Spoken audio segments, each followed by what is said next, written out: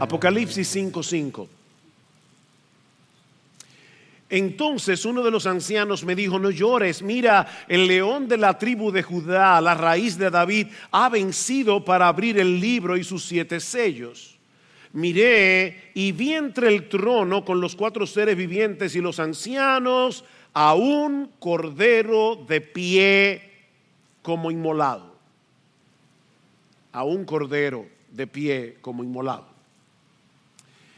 Una de las enseñanzas más importantes de la Biblia sobre el crecimiento en santidad del cristiano es el hecho de que este proceso avanza en la misma medida en que contemplamos la gloria de nuestro Señor Jesucristo tal como es revelada en el Evangelio. Pablo dice en 2 Corintios capítulo 3 versículo 18, un texto que es muy citado desde este púlpito, que es al contemplar la gloria de Cristo que somos transformados de gloria en la misma imagen por el poder del Espíritu Santo. Y el principio que está detrás de la enseñanza de este texto es que todo el mundo termina convirtiéndose en lo que adora. ¿Oíste eso, mi hermano? Te conviertes en lo que adoras. De manera que mientras más claramente veas su gloria y te deleites en ella con admiración, la reflejarás más brillantemente. Es por eso que la Biblia nos advierte una y otra vez en contra de la idolatría, porque si permitimos que la gloria de Cristo sea eclipsada por cualquier cosa de este mundo, nuestro proceso de crecimiento espiritual, nuestro proceso de santificación será obstaculizado. Cristo es la meta de la santificación. Cristo es el motor de la santificación. La meta y el motor, las dos cosas a la vez. Ahora, hermanos, ¿en qué consiste la gloria de Cristo? ¿Qué es lo que hace de Cristo el ser más admirable de todo el universo? Bueno, antes de responder esa pregunta, pensemos por un momento cómo funciona nuestro sentido de admiración en sentido general. Cuando decimos admirar a una persona, usualmente se debe al balance que vemos en los rasgos más característicos de su personalidad.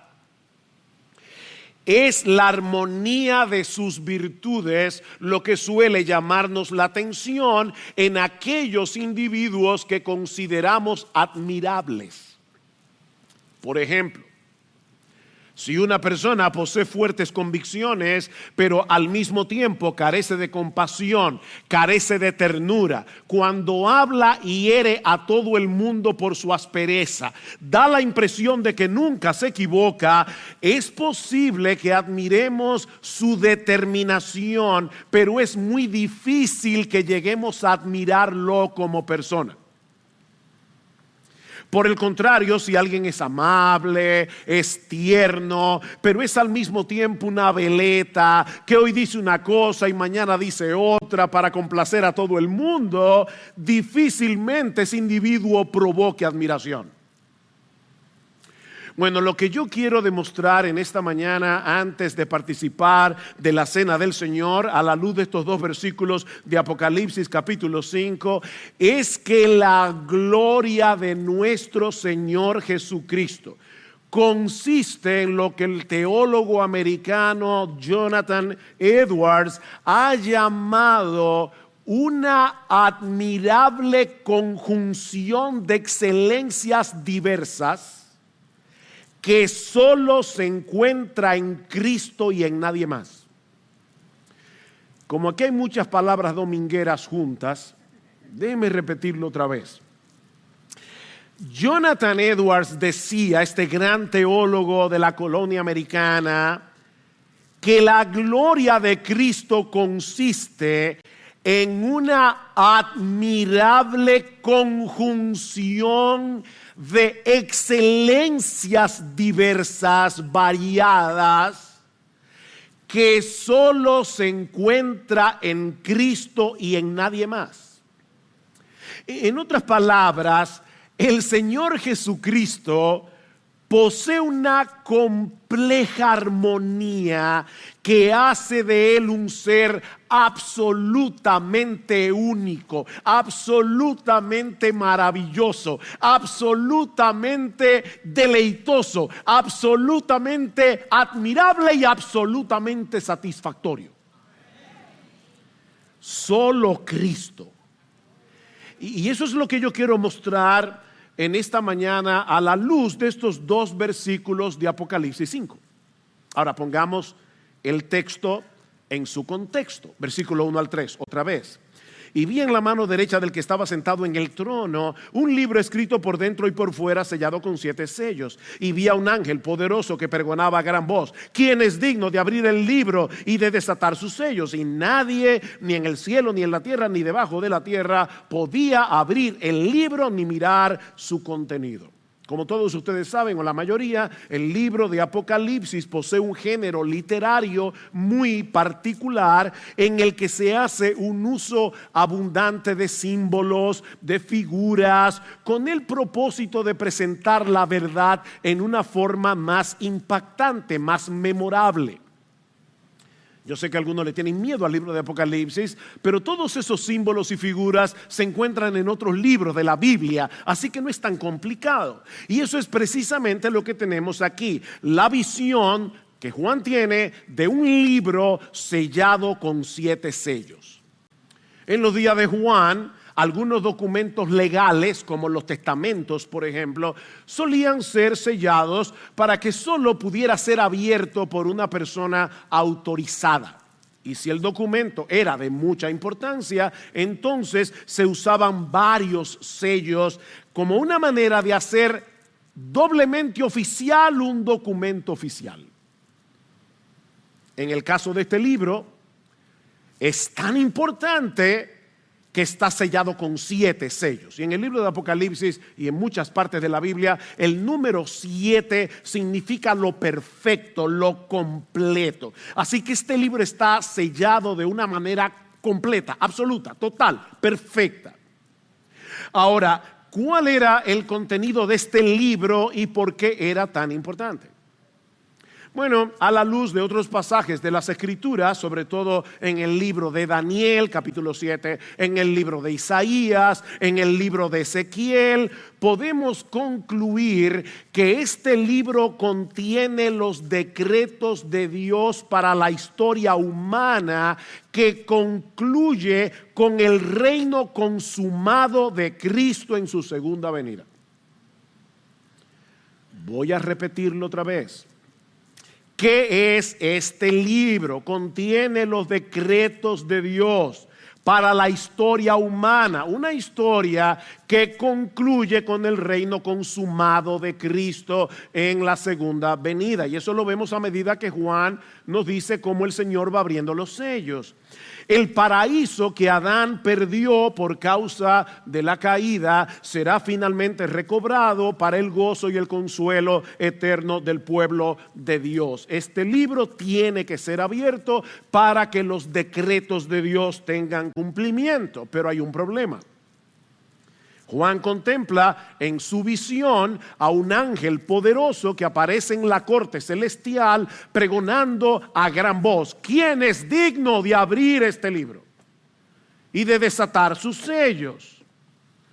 En otras palabras, ¿hay alguien en algún lugar del universo que pueda poner en marcha los decretos de Dios para que la historia siga su curso hasta la consumación final, en el castigo de los impíos y en el reinado de los justos?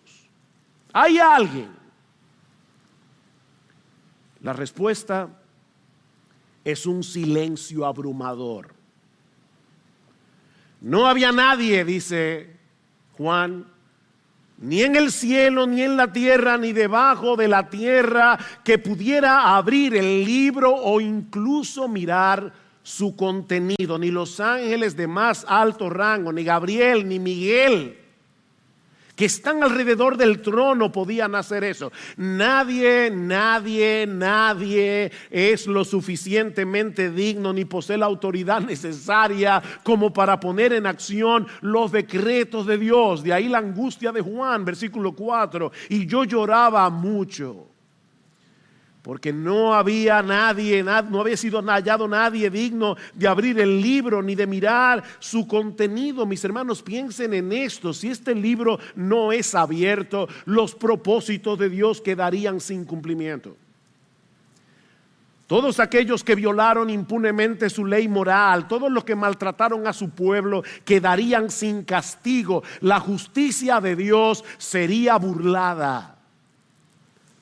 No habría esperanza alguna para el pueblo de Dios.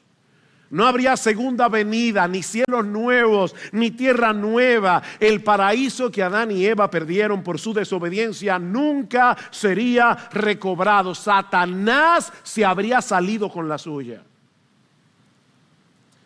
Juan no estaba angustiado porque no había nadie que pudiera satisfacer su curiosidad escatológica. Yo quiero saber cuándo va a comenzar la tercera guerra mundial o de dónde viene el anticristo. No, a Juan no le interesaba eso. Ese no era su problema. Su angustia representa el anhelo de la iglesia clamando a través de los siglos: oh Dios, que venga tu reino y que se haga tu voluntad en la tierra así como se hace en el cielo. Eso es lo que Juan está llorando, por lo que Juan está llorando aquí. Pero entonces uno de los ancianos que estaba alrededor del trono se acerca a Juan para darle la buena noticia de que sí había uno, solo uno, con la autoridad y la dignidad necesarias para acercarse al trono, tomar el libro de la mano de Dios y abrir su contenido. Versículo 5. Entonces uno de los ancianos me dijo: no llores. Mira, el león de la tribu de Judá, la raíz de David, ha vencido para abrir el libro y sus 7 sellos. Recuerden, hermanos, este es un libro con muchos símbolos. Este versículo hace referencia a 2 textos del Antiguo Testamento. Por un lado, en la profecía de Jacob, en Génesis capítulo 49, en el versículo 9, a Judá se le compara con un cachorro de león. Y se dice que de él habría de venir el Salvador prometido a Adán y Eva en el huerto del Edén. Pero por otro lado, en Isaías capítulo 11, versículo 1 y versículo 10, se le llama a ese Salvador la raíz de David. Así que se están aquí comprimiendo estas 2 figuras en el mismo texto. El Mesías vendría de la tribu de Judá. El Mesías sería un descendiente del rey David. De ahí que las genealogías de Mateo y de Lucas quieren probar que Jesús es ese Mesías prometido que vino de Judá y que descendió del rey David. Ahora, yo no sé si ustedes notaron algo interesante en este texto. A Jesús se le llama aquí la raíz de David. Pregunta, mis amados hermanos, ¿quién nació primero humanamente hablando? ¿David o Jesús? El rey David, obviamente. Pero aquí no dice que David es la raíz de Jesús. Aquí dice que Jesús es la raíz de David, porque no es David el que hace grande a Jesús, es Jesús el que hace grande el linaje de David. Él es la raíz del linaje de David. De manera que este león de la tribu de Judá, la raíz de David, es el único que posee autoridad y dignidad suficientes para abrir el libro y desatar sus sellos. Y él dice: porque él ha vencido. La victoria de Cristo en la cruz lo coloca en una posición de autoridad para poner en marcha los propósitos de Dios para la redención de su pueblo y para el juicio del mundo incrédulo. Él ha vencido, dice Juan. Y la idea es algo que ya sucedió una vez y para siempre. Cristo ya venció, mis hermanos, sobre todos los poderes del mal. Y por causa de nuestra unión con Él, tú y yo somos más que vencedores. Más que vencedores por medio de aquel que nos amó, como dice Pablo en Romanos capítulo 8, versículo 37. Pero cuando Juan voltea la mirada, no se encuentra con un león, sino con un cordero. Versículo 6. Y miré y vi entre el trono con los 4 seres vivientes y los ancianos a un cordero. ¿Qué está pasando aquí? Mis hermanos, aquí tenemos a un león que es al mismo tiempo un cordero, o a un cordero que es al mismo tiempo un león. Ahora, ¿cómo se conectan estas dos figuras si el león y el cordero son completamente distintos entre sí? El león es un animal salvaje que devora a su presa sin piedad. Ninguna criatura cae tan fácilmente en las garras del león que el cordero. El león es carnívoro, es depredador por naturaleza. El cordero es un animal doméstico que solo sirve para comer y para vestir. El león representa la fortaleza, la majestad. El cordero, la mansedumbre y la dependencia. Pero Cristo es presentado aquí simbólicamente no como un león o como un cordero, sino como un león que es un cordero, o como un cordero que es un león. Y para hacerlo más complicado, este cordero inmolado, es decir, este cordero que fue sacrificado en el altar, como hacían con los corderos de los sacrificios en el Antiguo Testamento, está de pie. O sea, el cordero sacrificado está vivo. ¿Ven? Y no solamente está vivo, tiene 7 cuernos, y esa es una figura que se usa en la Biblia como símbolo de poder y de autoridad. Yo no tengo tiempo, esto es una breve meditación de Santa Cena, y por lo tanto yo no tengo tiempo para buscar los textos. Hagan su tarea, pero los cuernos en la Biblia son un símbolo de poder, son un símbolo de autoridad. Y este cordero que fue sacrificado en el altar no tiene un cuerno, ni 2, ni 3, ni 4, tiene 7, porque él tiene perfecto poder, perfecta autoridad en el cielo y en la tierra. Ese cordero que fue inmolado. Versículo 8 dice: cuando tomó el libro, los 4 seres vivientes y los 24 ancianos se postraron delante del cordero. Tiene autoridad. Y cantaban, versículo 9, un cántico nuevo diciendo: digno eres de tomar el libro y de abrir su sello, porque tú fuiste inmolado y con tu sangre compraste para Dios a gente de toda tribu, pueblo, lengua y nación, y los has hecho un reino de sacerdotes para nuestro Dios, y reinarán sobre la tierra. No hay ninguna duda aquí. Cristo no tiene que pedirle permiso a la ONU para escribir este versículo. Tú y yo reinaremos sobre la tierra, porque este cordero está de pie, tiene 7 cuernos, tiene toda autoridad sobre el cielo y sobre la tierra. Ese es Cristo. Versículo 11: y miré y oí la voz de muchos ángeles alrededor del trono y de los seres vivientes y de los ancianos, y el número de ellos era miríada de miríadas y millares de millares, que decían a gran voz. De paso, siempre he dicho que cuando se habla de la alabanza en el cielo, en el libro de Apocalipsis, siempre se dice que es a gran voz. Mi hermano, no le cantes a Cristo con un chorrito de voz. Es a gran voz, el cordero que fue inmolado. Digno es de recibir el poder, las riquezas, la sabiduría, la fortaleza, el honor, la gloria y la alabanza. Y a toda cosa creada que esté en el cielo, sobre la tierra, debajo de la tierra y del mar, y a todas las cosas que en ellas hay, oí decir: al que está sentado en el trono y al cordero sea la alabanza, la honra, la gloria y el dominio por los siglos de los siglos. Este cordero tiene poder, autoridad, dominio. Por esa razón no solamente es digno de adoración, este cordero es digno de terror para el mundo incrédulo.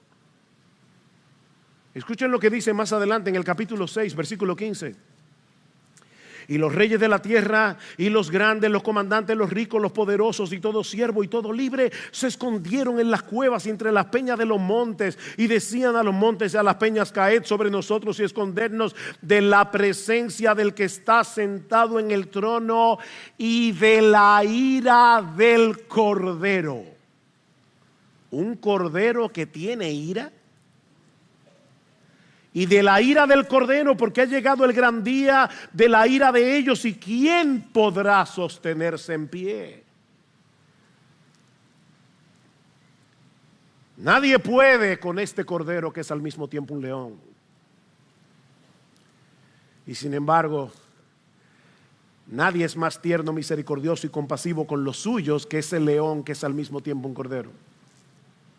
Noten el capítulo 7 de Apocalipsis, versículos 9 y 10. Después de esto miré y vi una gran multitud que nadie podía contar, de todas las naciones, tribus, pueblos y lenguas, de pie delante del trono y delante del Cordero, vestidos con vestiduras blancas y con palmas en las manos. ¿Estaban temblando de miedo? No. Y clamaban a gran voz: la salvación pertenece a nuestro Dios, que está sentado en el trono, y al Cordero.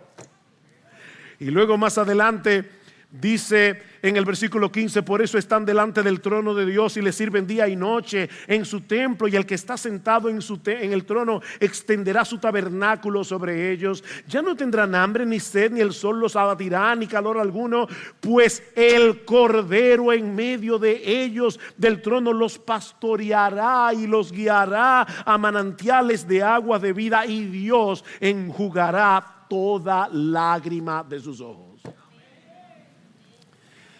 ¿Quién es más fiero que este Cordero, que es al mismo tiempo un león? Pero ¿quién es más tierno que este león, que es al mismo tiempo un cordero? Mis hermanos, es de esa admirable conjunción de excelencias diversas que habla Jonathan Edwards. Esa conjunción de excelencias diversas que hacen de Jesús una persona absolutamente única, absolutamente incomparable y absolutamente admirable. Él es verdadero Dios y verdadero hombre. Posee una grandeza y exaltación infinitas y está dispuesto a descender hasta lo más bajo, como dice Pablo en Filipenses capítulo 5, siendo igual a Dios, en forma de Dios, no estimó el ser igual a Dios como cosa que aferrarse, sino que se despojó a sí mismo, tomando forma de siervo, hecho semejante a los hombres. Ya fue demasiado que se humillara haciéndose hombre, pero no solamente se hizo hombre, se hizo siervo. Y no solamente se hizo siervo, sino que se hizo obediente hasta la muerte, y muerte de cruz. Cristo descendió y descendió y descendió, siendo el más alto, el más exaltado.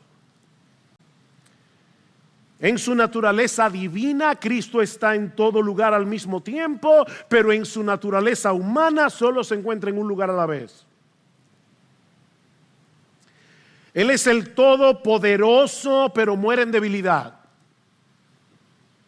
Lo sabe todo en su naturaleza divina, pero no lo sabe todo en su naturaleza humana. Aborrece el pecado con todo su ser, y como juez del universo de ninguna manera puede tener por inocente al culpable, pero por amor a pecadores decide asumir nuestra culpa y ser tratado como un criminal para que tú y yo pudiéramos ser absueltos en el tribunal de Dios. Mis hermanos, ¿cómo puede conjugarse en una misma persona tanta justicia, tanta santidad, con tanta gracia, tanta compasión y tanta misericordia? Como Dios posee un dominio absoluto sobre todo lo creado, pero toma sobre sí una naturaleza humana y se hace enteramente dependiente. Es digno de toda gloria y de adoración, pero decide soportar con paciencia que sus criaturas, las que Él hizo, lo traten como a una escoria humana, como a una basura. Mira, tú y yo sabemos lo difícil que es para cualquiera de nosotros soportar un maltrato injusto. Pero el león de la tribu de Judá se dejó llevar como un cordero al matadero, sin hacer el menor esfuerzo para defenderse.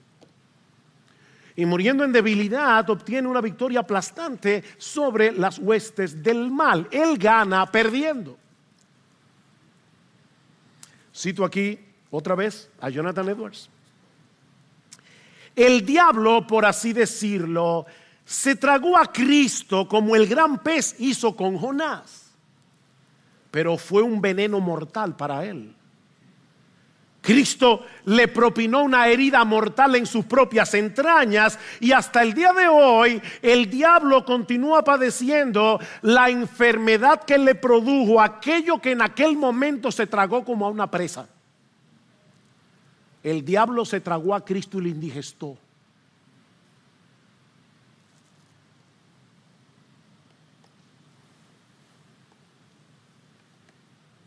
El cordero, que es un león, posee la autoridad de un rey, pero es tiernamente manso. Miren, mientras más poder tiene un ser humano, más difícil se torna, más complicado. Pero Cristo llama y dice: bien, vengan a mí todos los que están trabajados y cargados, yo los haré descansar. Llevad mi yugo. Ven, Él es un rey, ¿no? Si tú lo sigues a Él, tienes que hacer lo que Él manda.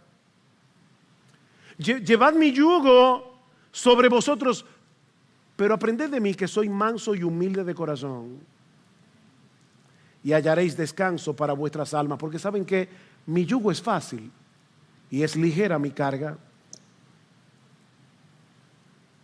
¿Tiene suficiente sabiduría como para confundir al más sabio de los hombres? Pero no tiene inconveniente en dejar que los niños vengan a Él y reciban su bendición. Los niños no le tenían miedo a Jesús.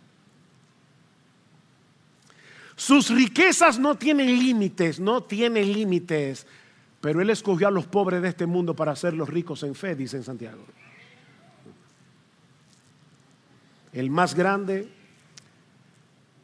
se asocia con los más débiles, con los más despreciados. ¿Ven el contraste, hermanos? Tan manso y tan poderoso, tan santo y tan lleno de gracia, tan grande y tan bondadoso, tan trascendente y tan condescendiente, tan fiero como un león y tan tierno como un cordero. Comentando acerca de este contraste, dice Spurgeon: ves a Jesús como el león de la tribu de Judá y te das cuenta de su poder infinito y majestuosidad real. Luego miras otra vez y ves a Jesús como el cordero que fue sacrificado por tus pecados. La majestuosidad y la mansedumbre, la fuerza y la ternura, la realeza y la sencillez, todas se combinan en Él. Él es un león en la fuerza y un cordero en el sacrificio. Y el gran teólogo puritano John Owen decía: no hay nada que pueda ser comparado con Él, no hay nada que se le asemeje, no hay nada que se pueda igualar a Cristo en su persona, en su obra y en su gracia. Él es incomparablemente exaltado y glorioso. Ningún otro ser o cosa puede siquiera acercarse a la grandeza y excelencia que se encuentran en Cristo Jesús.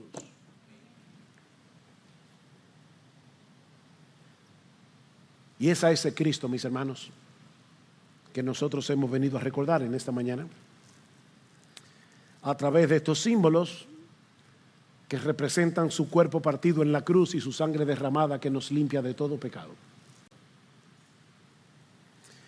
Hemos venido a recordar a ese Cristo que, siendo rey, se hace siervo para dar su vida en rescate por muchos. Hemos venido a hacer memoria de ese león todopoderoso que se deja inmolar como un cordero. Y mientras lo hacemos, te quiero sugerir algunas cosas. Mi hermano, mientras estemos participando de la cena en esta mañana, y recuerdes esta breve meditación, yo hubiera podido decir muchas cosas más, pero esto es una breve meditación de Cena del Señor.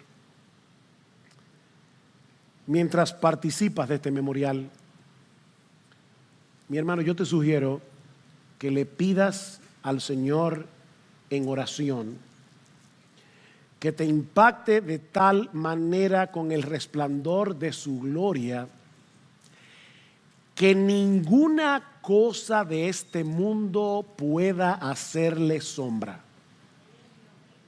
Ninguna.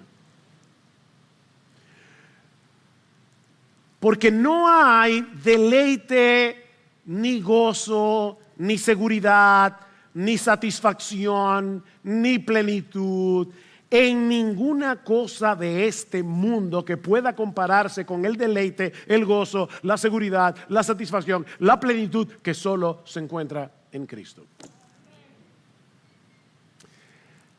Pero engañoso es el corazón. Nuestro corazón está todo el tiempo, el pecado que mora en nosotros, tratando de convencernos de que aparte de Jesús necesitamos algo más. No, tú no necesitas nada más. Porque si lo tienes a Él, lo tienes todo. Y si no lo tienes a Él, tú no tienes nada. Nada.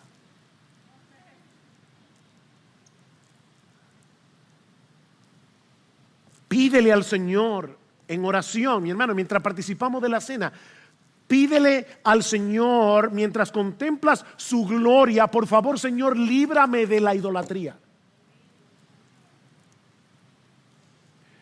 Porque tú y yo estamos propensos todo el tiempo a buscar nuestra seguridad, a buscar nuestro deleite, a buscar nuestra alegría, a buscar nuestro gozo en un montón de cosas fuera de Jesús. Mi hermano amado, mi hermana amada, mientras participamos de la cena del Señor, pídele en oración: por favor, Señor, guárdame de la idolatría, ayúdame a huir de la idolatría, ayúdame a destruir mis ídolos, los ídolos de mi corazón. Te sugiero que le pidas al Señor mientras participamos de la cena: Señor, tú dices en tu palabra que es contemplando tu gloria que somos transformados de gloria en la misma imagen tuya por el poder del Espíritu Santo. Por favor, Señor, permíteme contemplar tu gloria de tal manera que yo pueda seguir siendo transformado conforme a tu carácter, conforme a tu imagen. Oh Señor, por favor, que cada día yo sea menos yo y sea cada vez más como tú, Señor. Pídeselo en oración, porque esa oración es conforme a la voluntad de Dios. Con Cristo estoy juntamente crucificado, ya no vivo yo, mas vive Cristo en mí. Y lo que ahora vivo en la carne, lo vivo en la fe del Hijo de Dios, el cual me amó y se entregó a sí mismo por mí. Señor, por favor, te lo ruego, Señor, ayúdame a ser cada vez menos yo.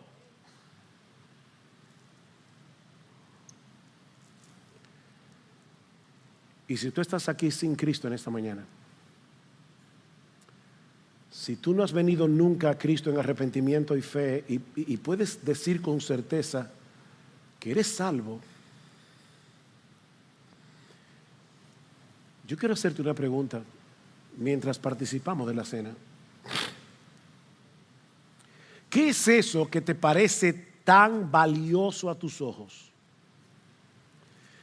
que piensas que es un buen negocio intercambiarlo por Cristo?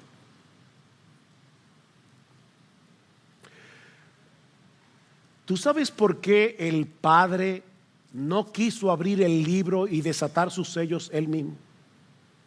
¿Se dieron cuenta? El libro estaba en la mano del Padre.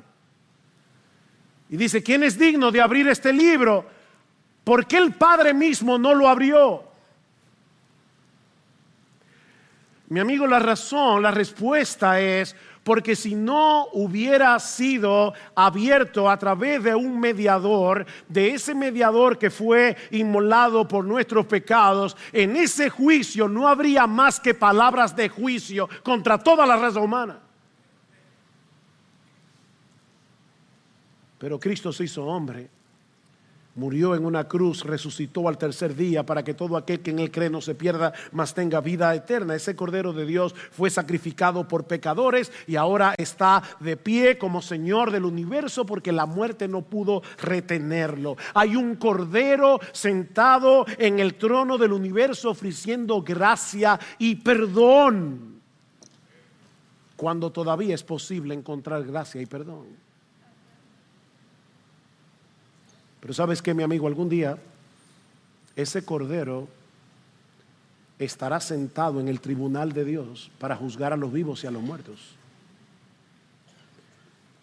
Y ese día solo saldrán de su tribunal dos veredictos: vida eterna o condenación perpetua. ¿Y sabes qué? Aunque el veredicto de condenación se hará público ese día, mi amigo, tú tienes que saber, yo debo decirte por la palabra de Dios, que el tribunal ya pasó sentencia sobre ti por causa de tus pecados y por causa de tu incredulidad. Tú no vas a ser condenado en aquel día, no. En aquel día la condena se hará pública, pero ya tú estás condenado. La sentencia ya fue emitida contra ti por causa de tus pecados. Dice en Juan 3, el que en él cree no es condenado, pero el que no cree ya ha sido condenado, porque no ha creído en el nombre del unigénito Hijo de Dios. Ya tú estás condenado. La buena noticia del Evangelio es que esa sentencia puede ser revocada en este mismo instante. Te arrepientes de tus pecados y confías únicamente en Él para ser salvo. Ese Cordero que fue inmolado, ese león de la tribu de Judá, será hoy tu Salvador, si vienes a Él en arrepentimiento y fe. Ven a Cristo, mi amigo, y ven ahora, porque dice la Biblia que no hay otro nombre, no puede haber otro nombre, solo Él es digno. No hay otro nombre bajo el cielo dado a los hombres en el cual podamos ser salvos, excepto en